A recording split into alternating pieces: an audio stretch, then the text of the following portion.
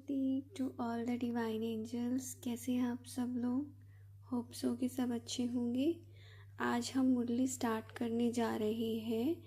ये मुरली है आपकी 9 नवंबर 1969, 9 नवंबर 1969 की ये मुरली है जो ये बाबा ने दिवाली के टाइम पे, दिवाली के शुभ दिवस पर बाबा ने कुछ महावाक्य उच्चारे थे। ठीक है, दिवाली पर आए थे बाबा। मुरली का टाइटल है भविष्य को जानने की युक्तियाँ। तो ये आपने बाबा ने बताया। अब देखते हैं पॉइंट क्या बताया बाबा ने।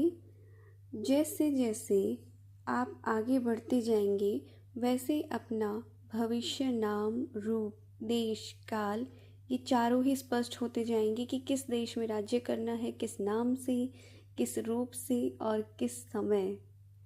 पहले राजधानी में भी क्या बनेंगे, दूसरे राजधानी में क्या बनेंगे, यह पूरी जन्म पत्री एक एक को अपने अंदर स्पष्ट होगी।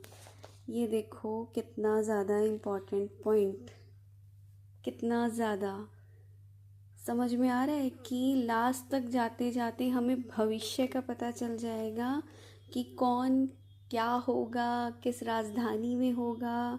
बाबा ने बोल दिया कि ये पूरी जन्म पत्री एक एक को अपने अंदर स्पष्ट होगी। और भगवान के महावाक्य माना भगवान के महावाक्य जो कि कभी खाली नहीं होते। तो ये मान लेना कि सचमुच ऐसा ही होना है। ये तो बड़ा इंटरेस्टिंग सा लग रहा है, सच में सुन के भी बड़ा अच्छा सा लगता है। जैसे बहुत एक्साइटेड सा है कि हमको अपना भविष्य का नाम, रूप, देश, काल सब चीज़ें स्पष्ट हो जाएंगी। देखो इसी का थोड़ा सा एक्सप्लेनेशन देखते हैं कि आप, बाबा ने कहा कि आप तो दो काल तो आप स्पष्ट जानते हो कि पहले क्या थे और अब क्या है। जाहिर सी बात है कि हम पहले क्या थे और अब क्या है, लेकिन भविष्य में क्या होना है उसको जितना जितना योग युक्त होंगे उतना भविष्य भी स्पष्ट जान जाएंगे। तो जिसको भी अपना भविष्य जानने की बहुत तीव्र इच्छा है या जो जानना चाहते हैं वो योग युक्त होना शुरू कर दे। आप जान जाएंगे कि आपका भविष्य पद क्या है। जैसे वर्तमान स्पष्ट है ना, वर्तमान में कभी भी संकल्प नहीं उठता है कि है या नहीं है, नहीं उठेगा ना। देखो प्रेजेंट एक ऐसी चीज़ है कि प्रेजेंट है वो, यानी वो है इस वक्त, इस घड़ी वो है। मैं यहाँ बैठी हूँ तो मतलब मैं यहाँ बैठी हूँ, मैं मुरली रिकॉर्ड कर रही हूँ माना मैं कर रही हूँ। मेरे को कोई संशय थोड़ी ना मैं सोचूं हाँ मैं पता नहीं कर रही हूँ या नहीं कर रही हूँ, या पता नहीं मैं बैठी हूँ या नहीं बैठी। है, विजिबल है, स्पष्ट है। ठीक है, तो वो क्लियर है। तो भविष्य क्या है तो उसके लिए संकल्प नहीं उठता है। ना मालूम क्या है ये भी संकल्प नहीं उठेगा। बिल्कुल इसी रीति से भविष्य स्पष्ट होगा। तो ये ध्यान रखना कि जब वो भविष्य स्पष्ट हो ना तो हमें उतनी ही खुशी हो कि अच्छा हम ये हैं, ये बनने वाले हैं। ये ना हो कि हमारा भविष्य स्पष्ट हो और पता चले उसके बाद कि हमारे चेहरे ही लटक जाएं, या वो पश्चाताप वाली लाइन में लग जाओ कि काश काश कर लिया होता, काश उस समय अकल आ गई होती, काश हमें ये बात पता होती। क्योंकि देखो व्यक्तवाणियाँ जो पढ़ रहे हो उसमें तो कहीं पर भी ये बात नहीं है। और 69 तो क्या पता कब का रिवाइज होके चल चुका है। कोर्स जो अभी रिवीजन में चल रहा है, जो हमारी संडे वाली मुरली आती है हर संडे को अव्यक्त मुरली, वो आई थिंक सो 2006 चल रहा है, 2006 या 7 ऐसा ही कुछ है।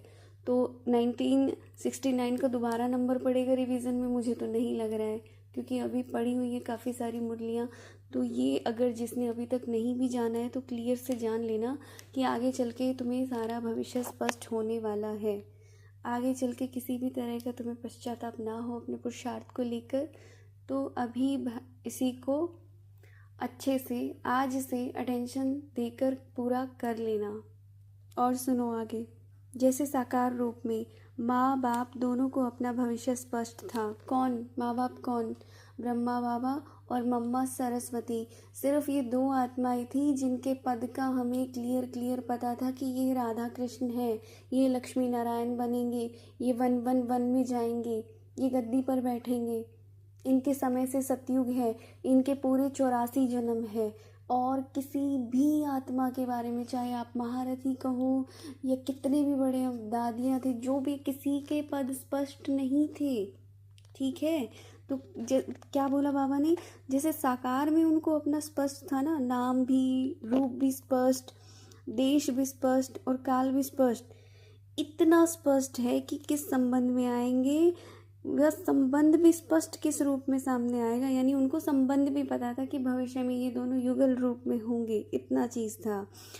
अभी दिल में थोड़ा बहुत किस किस को आ सकता है, लेकिन कुछ समय बाद ऐसे ही निश्चय बुद्धि होकर कहेंगे कि ये होना ही है, तुम्हें भी इतना ही स्पष्ट हो जाएगा, उस समय डाउट नहीं आएगा, ये होना ही है। अभी क्या लगता है, दादियों ने शरीर छोड़ा, ठीक है, हर चीज़ तुम्हें बताई नहीं जाती और सब कुछ खोला भी नहीं जाता, वो उन आत्माओं की स्थिति वो जाने जब उन्होंने देह को त्याग किया, ठीक है, स्व इच्छा से ही कहो। तीनों दादियाँ, गुलजार दादी, दादी प्रकाशमणि, तो ये आत्माएं जहाँ गई, जो जैसे गई, और आगे इनको जो भी जन्म लेना है ये तुम्हें बताएंगे थोड़े ना, ये इतने गुप्त राज है सृष्टि के, उनको अपनी सारी चीज़ें क्लियर होके गई हैं कि वो कहाँ किस रूप में राजधानी में कब आएंगी, कि कैसे जन्म लेंगी, उनको सब पता है, उनको अंत तक स्पष्ट हो गया था। और यही चीज़ें तुम्हारे साथ भी होनी है आने वाले समय में। तो बाबा ने कहा, शिव भगवान वाच, कि आपकी तदबीर जो है वह आपके भविष्य तस्वीर को प्रसिद्ध करेगी। तो तदबीर यहाँ पे किसको कहा, तदबीर माना एक तरह से ये समझ सकते हो कि जो भी तुम मेहनत कर रहे हो या पुरुषार्थ कर रहे हो, एक होता है तकदीर, एक होता है तदबीर। तकदीर माना कि ये तो भाग्य में, ये मानो कि मैंने अपने माँ बाप के पास जन्म लिया तो वो मेरी तकदीर थी, मैं उसको बदल नहीं सकती कि नहीं मुझे नहीं चाहिए। हाँ, आगे जाके मैं अपने फ्रेंड्स कौन से चूज़ करूँगी वो मैं चूज़ कर सकती हूँ, इस बर्थ की मैं बात कर रही हूँ। वैसे अभी खैर इसमें स्टार्ट नहीं करूँगी, वो एक टॉपिक ही अलग हो जाता है। तो पैदा होने के बाद मैं अपना माँ बाप चेंज कर दूँ, दैट्स नॉट पॉसिबल। हाँ, मैं अपने फ्रेंड्स चूज़ कर सकती हूँ, उसको तदबीर बोल सकते हैं कि यहाँ मैंने अपने ऊपर वर्क किया है, मुझे चूज़ किया मैंने, मुझे जो अच्छा लगा, मेरा जिससे मन मिला, मुझे इससे बात करनी है नहीं करनी है मेरे हाथ में है, मुझे किसको फ्रेंड बनाना है मेरे हाथ में है। ठीक है, तो क्या था, वो आपके भविष्य तस्वीर को प्रसिद्ध करेगी। अब तदबीर और भविष्य में कुछ फ़र्क है, अभी फ़र्क है। ठीक है, जो हम पुरुषार्थ कह लो, जो हम जितना अपने ऊपर वर्क कर रहे हैं उसके अंदर, और वो जो भविष्य में बनना है ना, अभी थोड़ा फ़र्क है। लेकिन जैसे जैसे समय और आपका पुरुषार्थ समान होता जाएगा, समय आगे बढ़ेगा, और क्योंकि तुम्हें उसी स्टेज को प्राप्त करना है ना, तो ना चाहते भी कह लो या चाहते हुए कह लो, तुम्हारी बुद्धि, मन बुद्धि या समय, तुम्हारे संकल्प और इस सृष्टि की गति, मतलब हर चीज़ ना हमें उस तरफ फोर्स करेगी। आत्मा की जो गति होनी होती है, हमारी सारी चीज़ें एक अलाइनमेंट में आकर फोर्स में जाएंगी, ना चाहते हुए भी पुरुषार्थ अपने आप होगा, परिस्थितियाँ ऐसी बनेंगी, चीज़ें ऐसी सामने आएंगी कि हमसे वो होगा ही। समझ रहे हो, तो वो समान होता जाएगा, तो फिर कोई संकल्प नहीं उठेगा। ये यहाँ से क्लियर करके चलना है। तो ये एक पॉइंट थी, बिल्कुल क्लियर हो गई है। नेक्स्ट पॉइंट हम नेक्स्ट मुरली के अंदर देखेंगे। तब तक के लिए thank you, thank you, thank you so much सभी को। और जिन्होंने भी चैनल को लाइक और सब्सक्राइब नहीं किया है वो कर सकते हैं अगर उन्हें अच्छा लग रहा है। Thank you so much. ओम शांति।